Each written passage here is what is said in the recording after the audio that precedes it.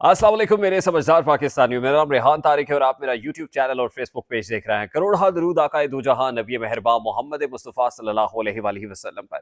इस दुआ और इस उम्मीद के साथ इस व्लॉग का आगाज करते हैं कि अल्लाह रब्बुल इज़्ज़त इस मुल्क के फैसला साजों के दिलों में समझदार पाकिस्तानियों के लिए नरमी पैदा कर दे। शहर इक़्तिदार यानी इस्लामाबाद में कार्य सरकार में खासी तेजी आ गई है। सबसे पहले तो मैं आपको बता दूं कि वो वकील साहब जिन्होंने गुज़श्ता रोज रोस्टम पे आके जस्टिस काजी फायजी साहब को फ्रॉड चीफ जस्टिस कहा था और उसके बाद ये पोस्ट किया गया और पूरी एक मीडिया बरादरी है जो ये कह रही थी कि जस्टिस काजी फायजी साहब ने रिस्ट्रेंट का मुजाहरा किया है। ये अगर उमरता बंदयाल होते तो पता नहीं क्या करते, अगर ये अतर मिनल्ला होते तो इनको अंदर करा देते।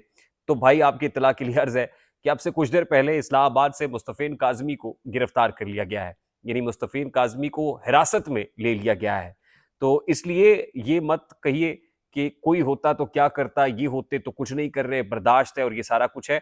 हमारी इतलात ये है कि मुस्तफ़ीन काजमी को वफाकी दारुल हुकूमत इस्लामाबाद से हिरासत में लिया गया और उसके विजुअल्स भी अब सामने आ गए हैं। तो इसलिए अगर उस तरफ मामला खराब था तो मामला इस तरफ भी बहुत खराब है। रिस्ट्रेंट कोई नहीं है, बर्दाश्त का कल्चर कोई नहीं है।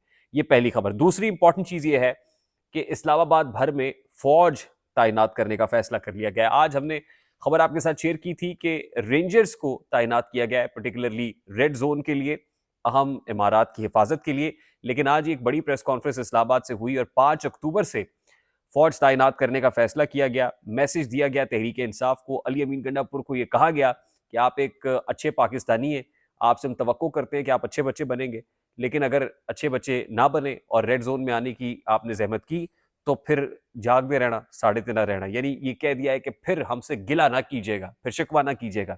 अब इमरान खान साहब की कॉल है, आपने पहुंचना है जनाब डी चौक में। अब डी चौक में अगर कल नहीं पहुंचते तो इमरान खान नाराज होते हैं, अगर डी चौक में पहुंच जाते हैं तो भाई लोग नाराज होते हैं। तो मामला तो दोनों तरफ से खराब हुए हुए। और दूसरी तरफ आपने देखा कि मलेशियन वजीर आजम पाकिस्तान के दौरे पे हेड्स ऑफ स्टेट्स पहुंच रहे हैं एससीओ समिट के अंदर।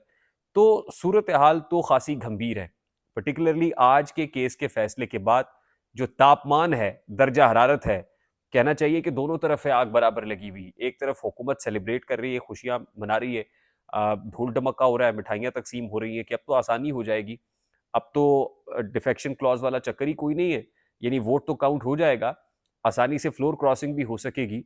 लेकिन शायद इतना आसान अभी नहीं है। आज ही मौलाना फजलुर रहमान साहब की प्रेस कॉन्फ्रेंस भी है और मौलाना भी ये कह रहे हैं कि तरीकाकार क्या होगा हमारे एहतजाज का, ये बाद में तय किया जाएगा।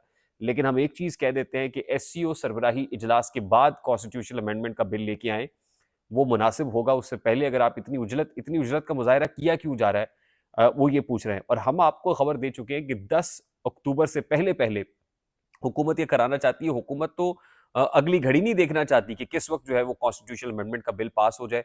इसीलिए इस्टेब्लिशमेंट ने नवाज शरीफ को भी रोका हुआ है, लंदन जा नहीं पा रहे, लंदन से अमरीका की उड़ान भर नहीं पा रहे, उनको महदूद किया हुआ है कि आपने महदूद रहना है और आपने जब तक कॉन्स्टिट्यूशनल अमेंडमेंट को पास नहीं कराना, अपने लोगों को खड़े होके एक टांग पे मंजूर नहीं कराएंगे, तब तक आप जा नहीं सकेंगे। अच्छा, जो बड़ी खबर है मैं उस तरफ आता हूं, लेकिन उससे पहले मैं आपको बता दूं कि फ्लोर क्रॉसिंग को लेके दो अरकान ऐसे हैं। एक तो चौधरी इलियास जिनको काफ लीग का जाहिर किया गया, और दूसरे आदिल बाजई जिनको नून लीग का जाहिर किया गया। और ये कहा गया कि इन्होंने अपनी वफादारियां तब्दील कर ली हैं क्योंकि ये इंडिपेंडेंट्स है, इंडिपेंडेंट हैसियत में इन्होंने इलेक्शन लड़ा है। ऑल दो पाकिस्तान तहरीक इंसाफ के हिमायत याफ्ता आज़ाद उम्मीदवार थे ये। और फिर आदिल बाजई ने तो आके सोशल मीडिया के ऊपर खबरों की तरदीद भी कर दी थी कि मैंने कोई नून लीग के हाथ पे बैत कर ली है। तरदीद के बावजूद इस वक्त ये दोनों लोग, एक को काफ लीग का जाहिर किया जा रहा है नंबर गेम के अंदर पोजीशन में, और दूसरे को नून लीग का जाहिर किया जा रहा है। इतलात ये है कि अब रेफरेंस एक स्पीकर चैम्बर में दायर कर दिया गया है, जिसके बाद मुश्किल हो जाएगा कि इन दोनों के वोट हुकूमत अपने हक में ले सके। तो ये कोशिश तो अब भरपूर होगी कि वो मैंने आपको बताया था ना कि वो लोग भी हैं इनमें से कि जिन्होंने कुरान पाक पे हल्फ दिया था कि इमरान खान का के हामी और वफादार रहेंगे।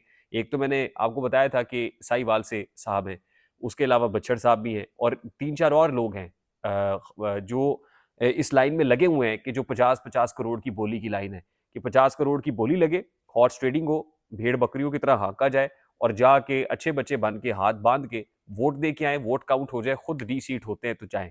लेकिन पैसे वैसे जो इन्वेस्टमेंट हुई थी कम अज कम, उस रिटर्न ऑन इन्वेस्टमेंट लेके अपने ज़मीरों की बोलियां लगा के हाथ में बैठ करके हुकूमत के ये हुकूमत को फायदा पहुंचाने के लिए खड़े हो जाएंगे। दूसरी तरफ तहरीक इंसाफ ये भी कह रही है कि लोगों को हाँका भी जा रहा है, वो उनको हिरासा भी किया जा रहा है, फैमिलीज़ को उठाया भी जा रहा है। लेकिन अब इसका रास्ता ज़्यादा आसान हो गया है और लग ये रहा है कि कल पाकिस्तान तहरीक-ए-इंसाफ जो भी करेगी, इमरान खान साहब ने भी खासा मुश्किल में डाल दिया है लोगों को। ये तो कहा है कि अपने एमएनएज़ को महफूज़ करें और एमपीएस जो हैं वहाँ पर पहुँचे, ख़ास तौर पे केपी के लोग वहाँ पर पहुँचे, लेकिन इतना आसान नहीं होगा, ये कांटों भरी गुज़रगाह है, फूलों की सेज नहीं है।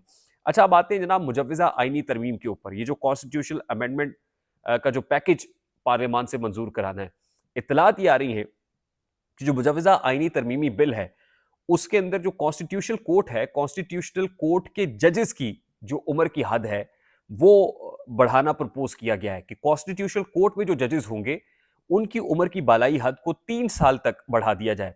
जो सुप्रीम कोर्ट ऑफ पाकिस्तान होगी, वहां पर ऐसा नहीं है।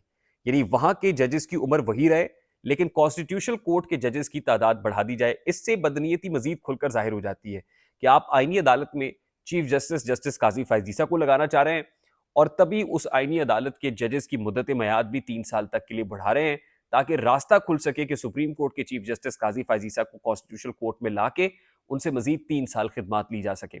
अच्छा, जस्टिस काजी फायजीसा के करीबी जो जराए हैं, अब वो ये खबर देना शुरू हो गए हैं, खास तौर पे कल जो वकील साहब ने सुप्रीम कोर्ट में किया, उससे पहले क्रस्टीज डोनट्स के ऊपर हुआ, और ये जो लान तान हो रही है चीफ जस्टिस के ऊपर और जो कैंपेन चल रही है, उसके बाद अब ये खबरें भी फ्लोट की जा रही हैं कि जस्टिस काजी फायजीसा को एक्सटेंशन नहीं लेना चाहते, या जस्टिस काजी फायजीसा मजीद जो है वो काम नहीं करना चाहते, बल्कि वो घर जाना चाहते हैं।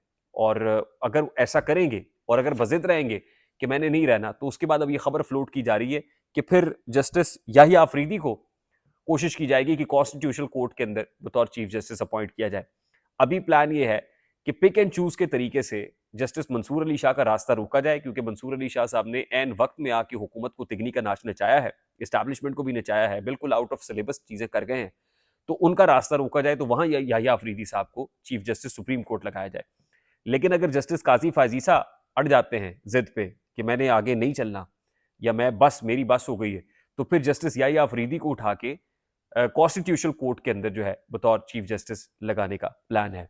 तो इस वक्त सूरत हाल खासी गंभीर है। यानी इतना आसान तो भी हुकूमत के लिए जाहिर है, आर्टिकल 63 की रिव्यू पिटिशन एक्सेप्ट करने के बाद और कलअदम करार देने के बाद सुप्रीम कोर्ट का फैसला बज़ाहिर आसान हुआ है, लेकिन लगता यह है कि अभी तो इतनी घुटन बढ़ेगी कि सांस लेना मुहाल होगा। आई होप मेरी बात आप तक पहुंची होगी, और पहुंच जाए तो वीडियो को लाइक और शेयर करना मत भूलिएगा। चैनल पे नए तो चैनल को सब्सक्राइब कर लीजिएगा, बेल आइकन जरूर दबाइएगा। मुझे रेहान तारिक को इजाजत दीजिए, अपना बहुत सारा ख्याल रखिएगा। अस्सलाम वालेकुम।